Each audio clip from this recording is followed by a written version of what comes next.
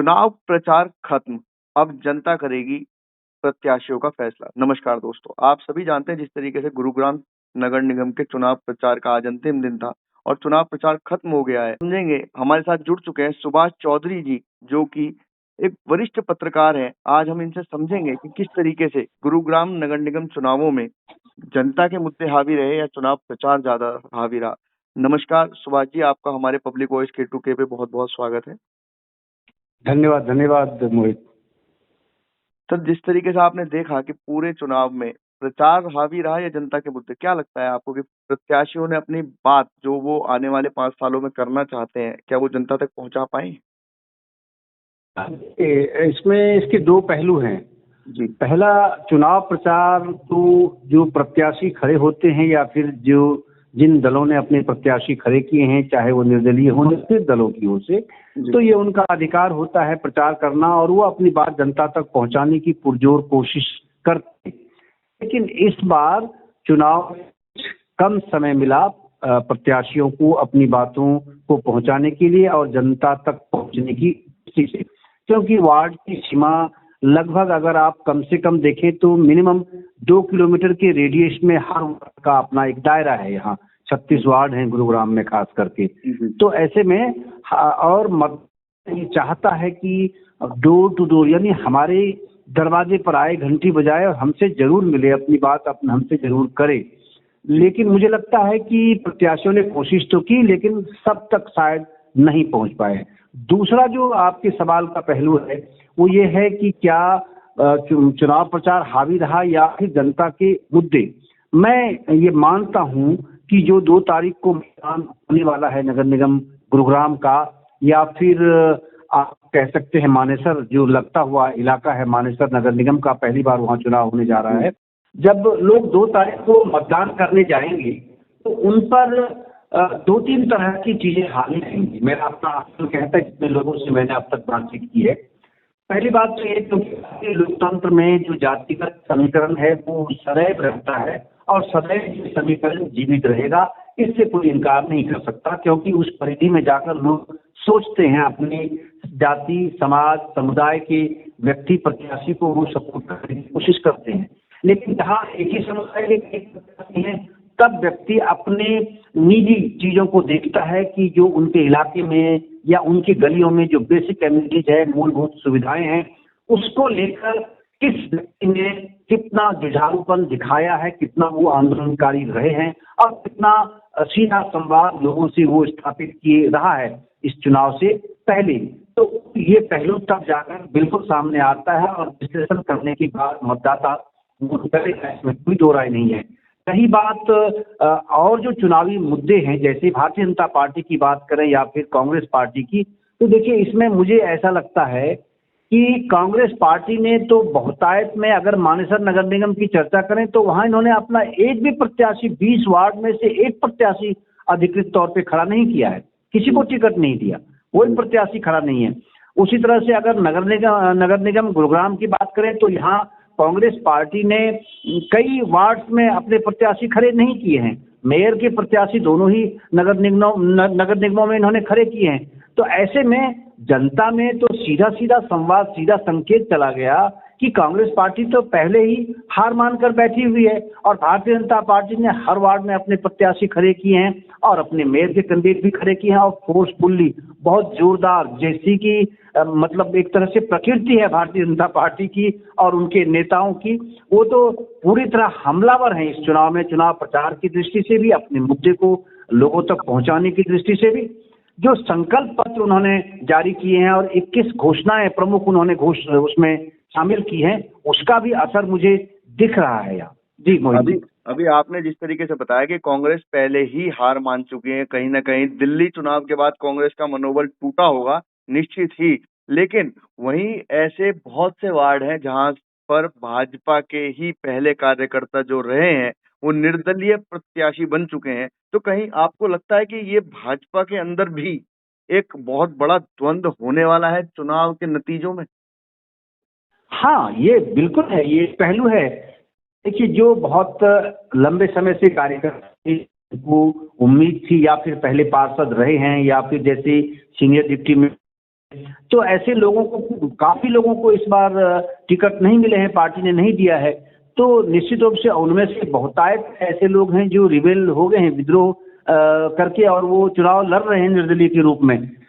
लेकिन लेकिन देखिए, कुल मिलाकर रिजल्ट मुझे ऐसा लगता है कि भारतीय जनता पार्टी के हक में होने वाला है। ऐसा मैं इसलिए कह रहा हूं कि जो निर्दलीय हैं उनका, अगर व्यक्तिगत उनकी अपनी मजबूती है, उनका जनाधार वहां मजबूत है, जिन मुद्दों की बात मैंने पहले आपसे की, चाहे वो जातिगत समीकरण हो, चाहे वो लोगों के लिए लड़ते मरते रहे हों, उनके लिए हमेशा उनसे संवाद में रहे हों, तो जाकर शायद निर्दलीय अपनी सीट निकाल पाए।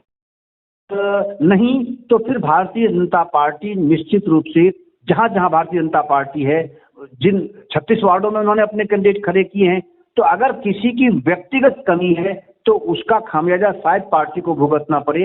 अन्यथा मुझे लगता है कि बहुतायत में भारतीय जनता पार्टी के प्रत्याशी ही सामने आएंगे। अभी आपने जिस तरीके से बताया था कि भाजपा ने 21 संकल्प लिए और वो एक संकल्प पत्र जनता के सामने रखे, आपको लगता है कि पूरा चुनाव आपने देखा, पूरे चुनाव के अंदर प्रचार आपने देखा, आपको लगता है कि जो वार्ड के प्रत्याशी हैं वो उन 21 बातों को जमीन पर ले जाकर जनता को बता पाए हैं? नहीं, क्योंकि समय काफी कम था, कोशिश की हुई है। और वैसे देखिए, लोग बड़े जागरूक हैं, खास करके अर्बन एरिया की बात करें, शहरी क्षेत्र का ये चुनाव है, तो लोग बहुत जागरूक हैं। और अर्बन एरिया में आपको पता है कि बच्चा बच्चा आज डिजिटल माध्यम से जुड़ा हुआ है, सोशल प्लेटफॉर्म से जुड़ा हुआ है, चाहे उनके माता पिता हों या बच्चे हों, कोई चाहे वो महिला हो या पुरुष हो, लगभग सभी कम पढ़े लिखे, अनपढ़ या ज्यादा पढ़े लिखे लोग सब सोशल मीडिया से जुड़े हुए, सोशल प्लेटफॉर्म से जुड़े हुए हैं। तो किसी न किसी माध्यम से, किसी न किसी प्लेटफॉर्म के माध्यम से उन तक ये बात तो पहुंची है। अगर आप लोगों में, गलियों में निकले लोग करें तो उनको इस बात का भान है पूरा पूरा कि इस प्रकार की चीजें हुई हैं। और जो संकल्प पत्र जारी किया गया है, जिसमें 21 प्रकार की घोषणाएं भारतीय पार्टी ने की हैं, तो कुछ उसमें से ऐसी हैं जो आने वाले समय में अगर उस पर इम्प्लीमेंटेशन हुआ, भारतीय जनता पार्टी ने वाकई उस पर अगर उसे लागू किया धरातल पर, तो उसका रिजल्ट आगे भी अच्छा दिखेगा, मेरा ऐसा मानना है। और दूसरी तरफ कांग्रेस पार्टी की ओर से मैं मानेसर नगर निगम की बात करूं, अगर आपके 20 के 20 वार्ड में आपके कोई प्रत्याशी नहीं है, तो इसका मतलब है कि पार्टी की प्रोग्राम और पॉलिसीज, और अगर उन्होंने चुनावी घोषणा पत्र जारी किया भी, तो उनकी बात लोगों तक पहुंचाने वाला वहां चुनाव में कोई है नहीं, जो पार्टी के लेवल पे पार्टी की नीतियों की बात करे, लोगों तक पहुंचाए। तो ये तो बिल्कुल ही एक तरफा जैसी स्थिति चुकी है। मतलब अगर हम आपकी माने तो पूरा इलेक्शन जब आपने कवर किया, आपने बिल्कुल ग्राउंड लेवल पे देखा है, तो माने कि अगर बड़े इलेक्शन की बात करें जहां पर मेयर पद के प्रत्याशी के लिए कांग्रेस ने अपना प्रत्याशी दिया, तो वहां पर भी एक तरफा भाजपा को बढ़त मिल रही है और भाजपा आने वाले समय में वहां पर भी अपनी जीत काबिज कर देगी। हाँ, उसका कारण है कि देखिए, अगर भारतीय जनता पार्टी ने सभी वार्डों में अपने प्रत्याशी खड़े किए हैं, तो इट इंडिकेट्स है, इसका संकेत साफ साफ है कि उनके कार्यकर्ता हैं, उनका संगठन है, बूथ लेवल तक उनका संगठन बना हुआ है। तो उनकी बात, उनके लिए काम करने वाला व्यक्ति, चाहे वो वार्ड का प्रत्याशी भाजपा का हो या फिर मेयर प्रत्याशी भाजपा का हो, तो उनके पास तो उनके लोग वहां सक्रिय हैं, उनकी बात करने वाले हैं, उनके लिए व्यवस्था करने वाले लोग हैं, सारे कार्यकर्ता उनके साथ हैं। लेकिन कांग्रेस पार्टी ने अगर केवल मेयर के कैंडिडेट के रूप में उतार दिया, मान लीजिए मानेसर की चर्चा मैं करता हूं, मैं बड़ा आश्चर्यचकित हूं, इसलिए बारंबार मैं मानेसर की ओर आपको ले जा रहा हूं कि आखिर एक भी वार्ड से प्रत्याशी आपने नहीं उतारा, तो आप किस आधार पर कांग्रेस पार्टी का जो प्रत्याशी मेयर का वहां खड़ा है, वो किस आधार पर, किसके बल पर वो चुनाव को पक्ष में ले जाएगा। और अगर मैं गुरुग्राम की बात करूं, यहाँ भी कई वार्डों में कांग्रेस के, जैसे वार्ड नंबर 33 है जो लक्ष्मण विहार सेक्टर 4 का इलाका है, कांग्रेस पार्टी का कोई कैंडिडेट यहाँ खड़ा नहीं है। इसी तरह से और भी कई वार्ड हैं जहाँ कांग्रेस पार्टी के कैंडिडेट नहीं है। इसका मतलब है कि उन वार्डों में तो कांग्रेस पार्टी की जो मेयर प्रत्याशी हैं यहाँ से, सीमा पाहुजा, उनके लिए वहां उनकी बात करने वाला कौन है, एक बड़ा सवालिया निशान लग गया है अपने। जी, जिस तरीके से पूरे 36 वार्डों में अगर आपने देखा हो, तो कौन ऐसा प्रत्याशी है जो जनता के बहुत करीब है, ऐसा आपको लगता है? देखिए, जनता के करीब होने की बात में जहां तक है, तो आपको कई वार्ड ऐसे मिलेंगे जहां आपको लगेगा कि वहां के जिसको, उदाहरण के तौर पे भारतीय जनता पार्टी ने अपने 36 वार्डों में से उनमें से जो 6 लोगों को जो दोबारा टिकट दिया है भारतीय जनता पार्टी ने, तो कहीं ना कहीं पार्टी ने अपना आकलन तो किया होगा। सर्वे, बिना सर्वे रिपोर्ट आने के बिना पार्टी निर्णय इस प्रकार की नहीं लेती। जब तक उनके पास फीडबैक नहीं आते ऐसे निर्णय नहीं लेती। अगर उनमें से इतने लोगों को, 25 लोगों को, नए लोगों को पार्टी ने टिकट दिया है और उसमें से केवल 6 को ही दोहराया है, तो इसका मतलब है कि उस व्यक्ति का आधार वहां मजबूत है, या उनकी कार्यशैली को देखकर, उनके जातिगत या अन्य कई प्रकार के समीकरणों को देखकर पार्टी ने तय किया है। तो ये तो अपने आप में आपके सवाल का जवाब मिलता है कि 6 के 6 जो ऐसे प्रत्याशी हैं वो पार्टी की नजर में अगर मजबूत हैं, तो इसका मतलब है कि जनता से उन्होंने जरूर इनपुट्स लिए हैं।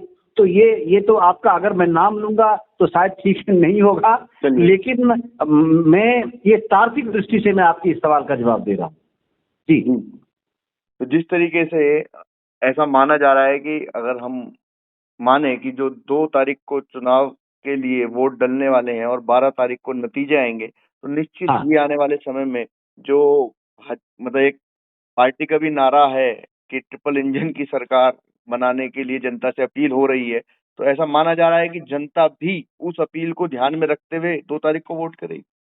हाँ, ये एक बड़ा फैक्टर है जनता के लिए।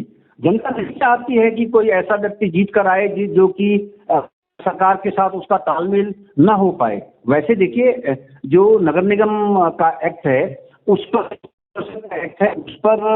एंटी डिफेक्शन लॉ नहीं है उसमें। यानी कि अगर कोई पार्टी तोड़कर किसी दूसरी पार्टी में चला भी जाता है जीतने के बाद, तो उन पर एंटी डिफेक्शन लॉ का कोई असर नहीं पड़ने वाला है, क्योंकि ये प्रावधान उसमें है नहीं। तो कोई भी कहीं भी आ जा सकता है, चुनाव जीतने के दूसरे दिन ही जा सकता है, 1 घंटे के अंदर जा सकता है। बावजूद इसके निर्दलियों पर जनता दांव लगाना नहीं चाह रही है।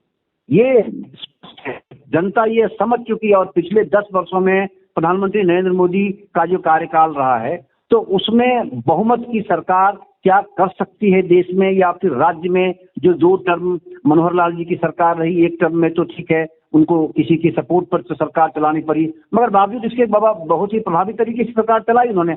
अब इतनी अच्छी बहुमत के साथ हरियाणा की बात अगर मैं करूं, तो सैनी मुख्यमंत्री बने हुए हैं और बहुत अच्छा, शुरू के आरंभ से ही काफी अच्छा काम वो कर रहे हैं। ऐसे में तो जनता को तो इसका आनंद ले चुकी है, जनता को मजा आ रहा है इन चीजों से। तो इस चीज से वो जनता बाहर नहीं जाना चाहती। वो चाहती है कि वो ऐसा व्यक्ति उनका प्रत्याशी बने जो कि सरकार के साथ, सत्ता के साथ संवाद स्थापित कर सके और तालमेल कर सके, और उनके लिए जो काम उनके हैं, चाहे बेसिक एमिनिटीज की काम हो या फिर कोई अन्य ऐसी सुविधाएं, आधुनिक सुविधाएं उस वार्ड में दिलाने की बात हो, तो वही व्यक्ति कर सकता है जिसका सरकार के साथ तालमेल होगा। जनता बहुत अच्छे से इस चीज को समझती है। इसीलिए जो ट्रिपल इंजन का फॉर्मूला है, जो भारतीय जनता पार्टी बारंबार इस चीज को दोहराती है, केंद्र नेतृत्व से लेकर के प्रदेश नेतृत्व तक, उसका बड़ा असर है। ये चर्चा लोगों में भी है कि ट्रिपल इंजन की सरकार बने बिना उनके वार्ड का विकास नहीं हो सकता, अन्यथा तो उनके वार्ड का विकास रुक जाएगा, बारिश फैक्टर है जी। जिस तरीके से कोई भी चुनाव जीतने के लिए कोई स्ट्रेटेजी होती है, वहीं जो भारतीय जनता पार्टी की भी स्ट्रेटेजी है कि उन्होंने जनता के अंतिम व्यक्ति तक भी ये बात पहुंचाने में कामयाबी ली है कि यदि उनका प्रत्याशी जीतता है तभी आपके क्षेत्र में विकास की स्थितियों को बल मिल सकता है। आपने इस पूरे विषय को हमें बताया, हमारे व्यूअर्स को समझाया। आज आप हमारे साथ जुड़े, आपका बहुत बहुत धन्यवाद। नमस्कार। धन्यवाद मोहित।